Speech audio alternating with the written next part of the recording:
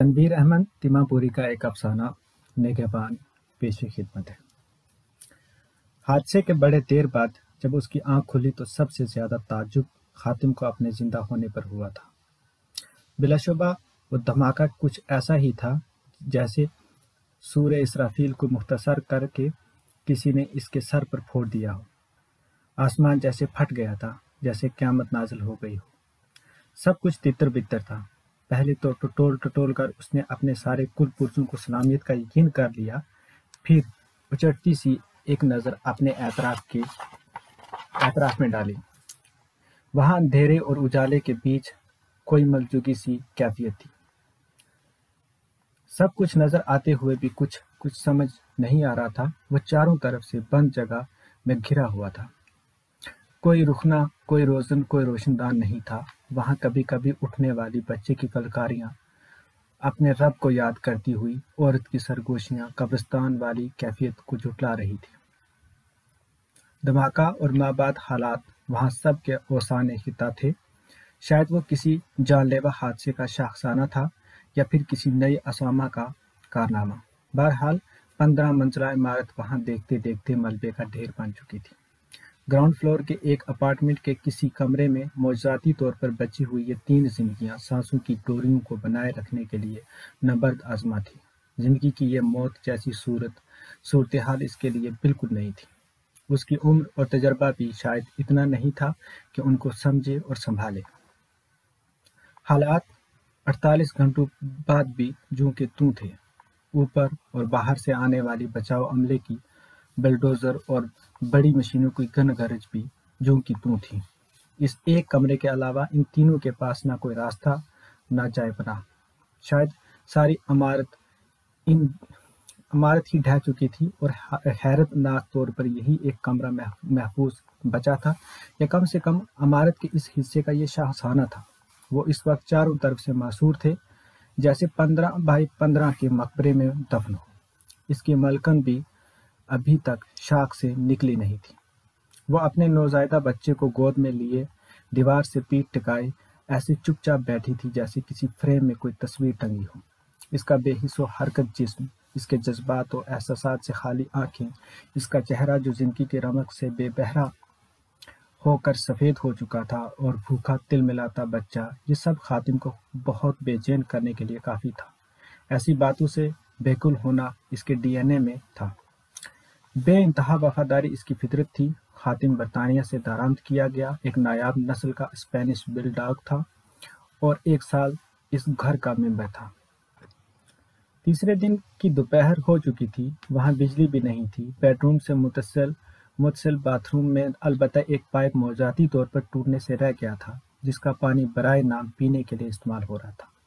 عورت اور خاتم تو خیر موت کو کچھ دن اور دھتا بتا سکتے تھی۔ مسئلہ بچے کا تھا اور بڑا گمبھیر تھا۔ وہ نوزائیدہ تھا۔ اس کے پیٹ کے سارے معاملات اس کی ماں کے پیٹ سے ہو کر ہی گزرتے تھے۔ ماں کے پیٹ کا حال اس وقت پانی کا بھرا کنستر جیسا تھا۔ بچے کی کلکاریاں اور حمق کمزور پڑتی جا رہی تھی۔ رونا بھی ہلکی سی کسمساہٹ بھرا رہ گیا تھا۔ اس کی ماں کی آنکھوں کا رنگ بھی بدل رہا تھا۔ گہرے پانی کی جھیل جیسی کٹورا آنکھیں ایک ایسے کشکول میں بدلی جا رہی تھی جن میں بے بسی اور بے کسی کے سکون کے علاوہ کچھ نہیں تھا۔ چوتھے دن کی شروعات کافی نکاہت بھری تھی۔ ماں اور بیٹے کے چہرے سفید، سپاٹ اور زندگی سے خالی ہو چکے تھے۔ آنکھیں گھڑے میں دھنس چکی تھی۔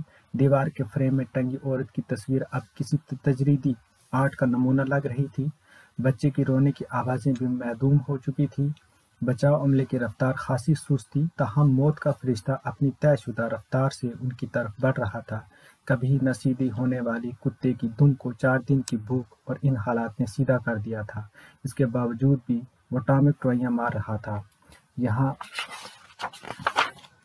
یہاں سے وہاں بھاگ رہا تھا۔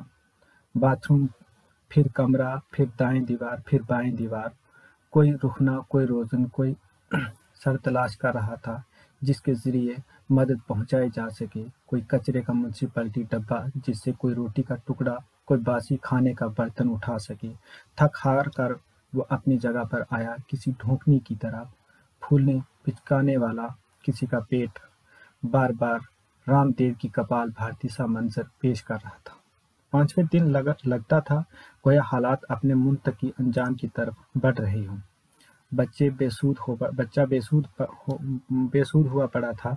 औरत का हाल भी खासा बुरा था। दीवार के फ्रेम में टंगी उसकी तस्वीर पर बस एक हार की कमी रह गई थी। नकाहत और कमजोरी अपने आखिरी पड़ाव पर थे, लेकिन भूख माँ बेटे के लिए ही नहीं बल्कि खातिम के लिए भी एक मसला बनी हुई थी। इस कायनात के सारे जानदारों में सबसे जानदार खवास हमसा का निज़ाम खातिम और इसके कबील का खासा माना जाता है। बिलखसूस कुव्वत मशामा का तो ठेका इन्हीं के पास था। खातिम बड़ा बेचैन हो गया था। उसके नथने फूलने और पिचकने लगे। ज़बान मामूल से ज़्यादा बाहर निकलकर सीसीटीवी कैमरे की तरफ आसपास का जायजा लेने लगी। उसे उस वक्त खून की इश्तिहार अंगेज खुशबू आ रही थी। उसके अंदर की हैवानी जिबलत ने सेकंड के हजारों हिस्से में हिसाब किताब जोड़ लिया था और इसके रसाव के मंबा का पता भी लगा लिया था। बच्चे के कान के करीब शायद नाखून की कोई खरोंच थी, जिस पर जमा एक मामूली सा खून का धब्बा उस वक्त खातिम की वफादारी और इंसान दोस्ती को सूली पर चढ़ा रखा था। इस धब्बे ने एक जीते जागते शेरख्वार बच्चे को निवाला तर की हैसियत दे रखी थी। खातिम की मुमकिना जिंदगी और यकीनी मौत के बीच एक जस्त का फासला रह गया था। जिंदगी रहने की ख्वाहिश और कपाल भारती में मशगूल पेट ने वफादारी और इंसान दोस्ती के तमाम असबाब को खोटे सिक्कों की तरह रद्द कर दिया। वो अपनी जगह से उठा और बच्चे की तरफ लपका, मगर इसी बीच एक नज़र उस औरत पर पड़ी और वो सर पैर तक कांप उठा। एक बदनसीब माँ की गम व गुस्से से भरी आंखों की ताब न लाकर वहीं धप से रह गया और फिर से खुद को कपाल भारती पर मामूर कर दिया। वो अपनी वफादारी और इंसान दोस्ती के जोन में वापस आ गया और आंखें मूंद ली। भूख और नकाहत की ज्यादती ने उसे सब्ज बाग दिखाने शुरू कर दी। उसका दीवानगी से फरजानगी और फहमी से नाफहमी के बीच के सफर का ठेका रोलर कोस्टर को मिला। इसका दिमाग कलाबाजियां खाने लगा, कभी आसमानों से ऊपर तो कभी पाताल के नीचे।